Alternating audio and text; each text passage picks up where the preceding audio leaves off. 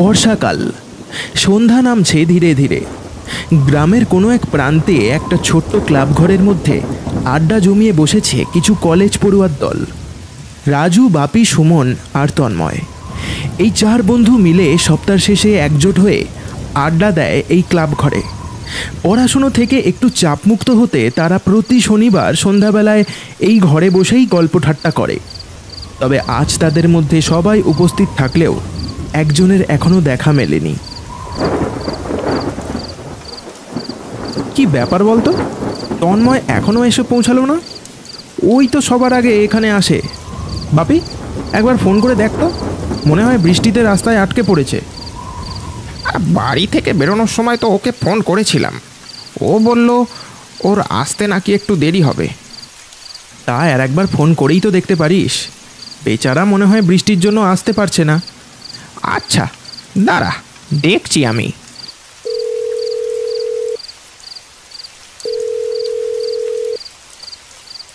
বাপি প্রায় 2 থেকে 3 বার তন্ময়কে ফোন করলো, কিন্তু কোনোভাবেই কোনো উত্তর মিলল না।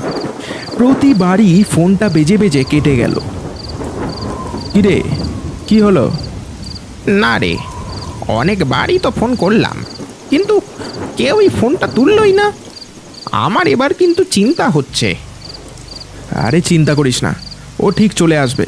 মনে হয় বাড়ি থেকে ফোন নিয়ে বেরোতে ভুলে গেছে।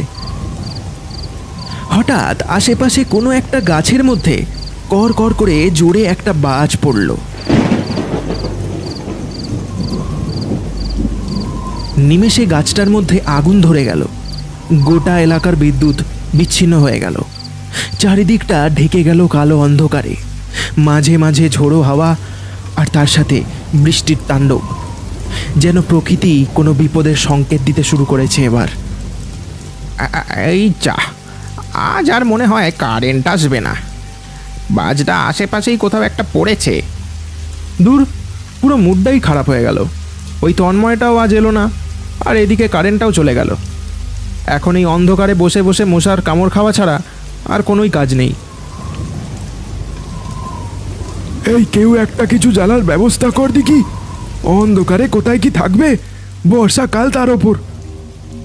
দাঁড়া দাঁড়া, আমি দেখছি বলেই রাজু অন্ধকারের মধ্যে হাতড়ে হাতড়ে কোথা থেকে একটা বাতি খুঁজে পেল। হাওয়ার দাপটে দেশলাইটা জ্বলতে চাইল না। অনেকবার চেষ্টা করার পর কোনো রকমে সে বাতিটা জ্বেলে মেঝের ওপর বসিয়ে দিল। ক্লাবের জানলাটা দিয়ে মাঝে মধ্যেই জোরে বৃষ্টির ঝাপটা এসে পড়ছে ঘরের ভিতরে। হাওয়ার দাপটে মোমবাতির শিখাটা বেশ খানিকটা নড়ে চড়ে উঠছে। এই হয়তো নিভে যাবে। রাজু মোমবাতির শিখার সামনে হাত আড়াল দিয়ে সেটাকে হাওয়ার দাপট থেকে বাঁচাচ্ছে। এমন সময় ক্লাবের দরজায় কটা টোকা পড়ল।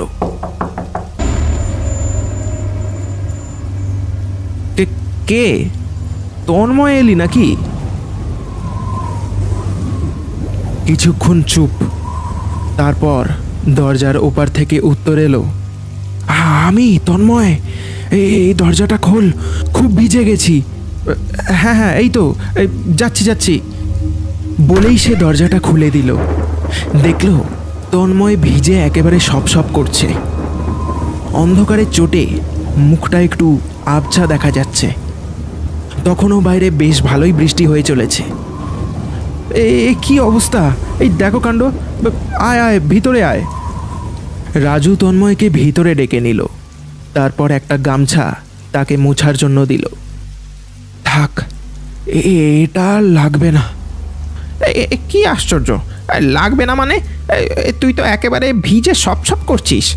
না মুছলে যে এবার ঠান্ডা লেগে জ্বর আসবে। তন্ময় আবারও কিছুক্ষণ চুপ করে থাকলো। কোনো উত্তর দিল না সে। বাতির আলোটা টিম টিম করে জ্বলছিল। হাওয়ার দাপটে সেটাও ধপ করে নিভে গেল। ওহো, এই বাপি, জানলাটা দিয়ে দে তো, বারবার বাতিটা নিভে যাচ্ছে। এই বলে রাজু আবারও একটা দেশলাই জ্বালাতে যাবে, এমন সময় একটা অদ্ভুত কথা বলল তন্ময়।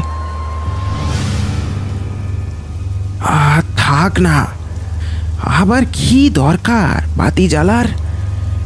এই তো ভালোই তো আলো আছে ঘরের মধ্যে। সবাই তার কথা শুনে অবাক ছাড়া আর কিছুই হলো না। এই, তোর কি বৃষ্টিতে ভিজে মাথাটা খারাপ হয়ে গেল নাকি? কী সব আবল তাবল বকছিস বলতো তখন থেকে? ঘরের মধ্যে তুই আলো কোথায় দেখতে পাচ্ছিস? এটা বলে রাজু বাতিটা আবারও জ্বেলে দিল। এবার আর কিছু হলো না। রাজুর কথা মতো বাপি জানলাটা বন্ধ করে দিয়েছে। ঘরের মধ্যে এবার একটু হলেও আলো ছড়িয়েছে। হ্যাঁ, এবার বল দেখি, এই তোর কি হয়েছে? তখন থেকে ভুলভাল কথা বলে যাচ্ছিস। আর এত বৃষ্টিতে তুই ছিলি কোথায়? শুধু শুধু ভিজে ভিজে আসতে গেলি কেন আবার? আমি তোদের কাছে না এসে থাকতে পারলাম না। ভাবলাম যাবার আগে শেষবারের মতো তোদের সাথে দেখা করে যাই।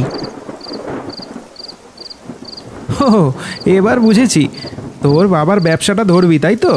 তাই তুই ব্যাঙ্গালোর চলে যাচ্ছিস। তাও ভালো, তোর একটা হিল্লা হয়ে গেল। ও, এই জন্য সেই থেকে এসে তোর মনটা খারাপ, তাই না? হ্যাঁ, আরে এত মন খারাপ করিস না, এই চিন্তা নেই। আমরা ঠিক তোর সাথে বছরে একবার হলেও দেখা করে আসবো। হ্যাঁ, কিন্তু ভাই একটা কথা বলছি, ওখানে গিয়ে আমাদের আবার ভুলে ঠুলে যাস না। বাপির কথাটা শুনে তন্ময় তার দিকে তাকালো, যেন সে কিছু না বলেই তাকে অনেক কিছু বুঝিয়ে দিতে চাইছে। কিরে, কি হলো? ওরম করে তাকিয়ে আছিস কেন? দূরে আবারও কড়কড় করে কোথাও একটা বাজ পড়ল। এবার তন্ময় তাদের এমন কিছু বলল যেটা শুনে সবার মাথাটা যেন ঘুরে যেতে শুরু করলো। শোন, তোদেরকে একটা বিশেষ কথা বলার জন্য এখানে এসেছি। পুকুরের পাশের ওই পূর্ব দিকের বটগাছটার নিচে আমার কিছু জিনিস পড়ে আছে। যদি পারিস তোরা সেইগুলো একটু আমার বাড়ি পৌঁছে দিস ভাই। মানে কি বলছিস বলতো? কিছুই যে বুঝতে পারছি না আমি। রাজু কথাটা বলা মাত্রই তন্ময়ের মুখে একটা হাসি ফুটে উঠল।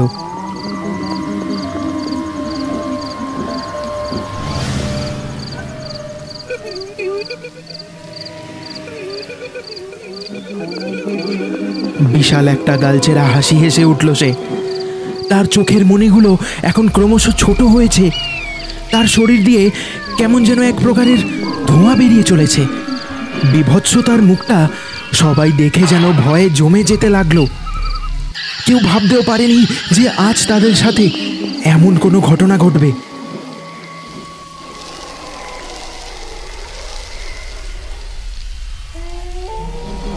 ওরে ওরে, তোরা ভয় পাসনি রে। আমি তোদের কাছেই আসছিলাম।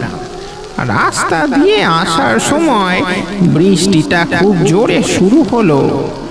তাই আমি ওই বটগাছটার তলায় দাঁড়িয়ে বৃষ্টি থামার অপেক্ষা করছিলাম।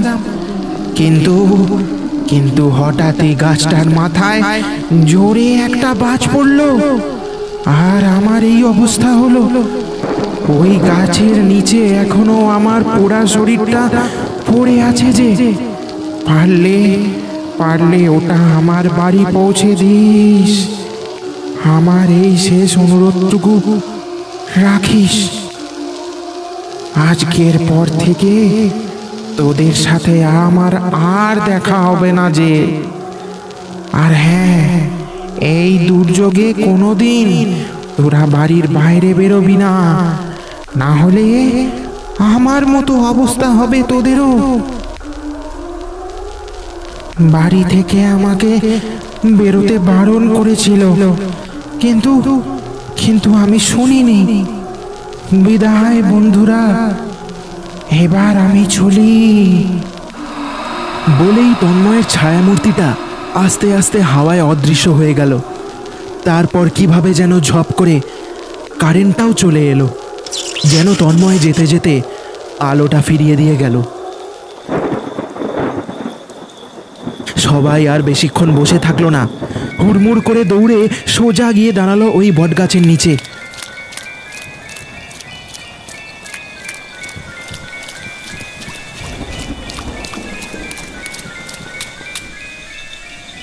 তারপর যা দেখলো তাতে ওদের সারা গায়ের রক্তটা যেন জমে বরফ হয়ে যেতে শুরু করলো। বিশাল বটগাছটা পুড়ে ছাই হয়ে গেছে, আর তন্ময়ের দেহটা বীভৎসভাবে পড়ে আছে গাছের নিচে।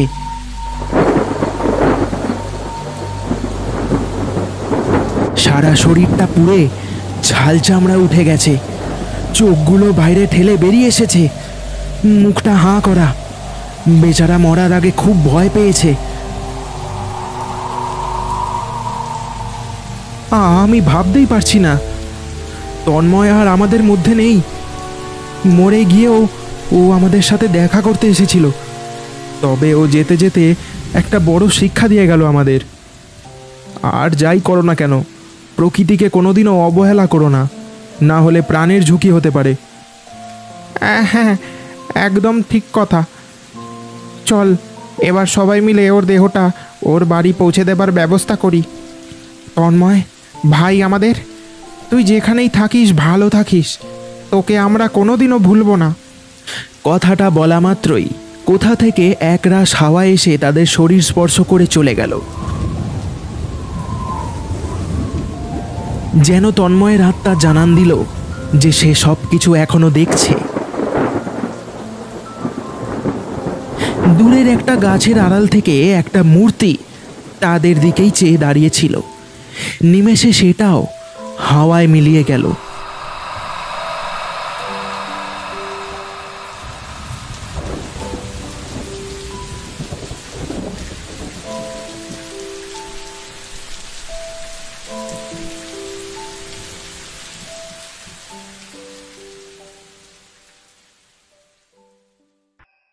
শেষ হলো ভৌতিক মায়াজালের আজকের গল্পের পরিবেশনা।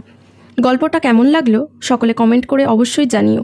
গল্পটা যদি ভালো লেগে থাকে তাহলে একটা লাইক করে দিও, আর চ্যানেলে নতুন হলে সাবস্ক্রাইব করে দিও, আর যত পারো বন্ধুদের সাথে শেয়ার করো গল্পটা। আবার দেখা হচ্ছে নতুন কোনো এক গল্পে। ততদিন সবাই সুস্থ থাকো আর এভাবেই আমাদের পাশে থাকো।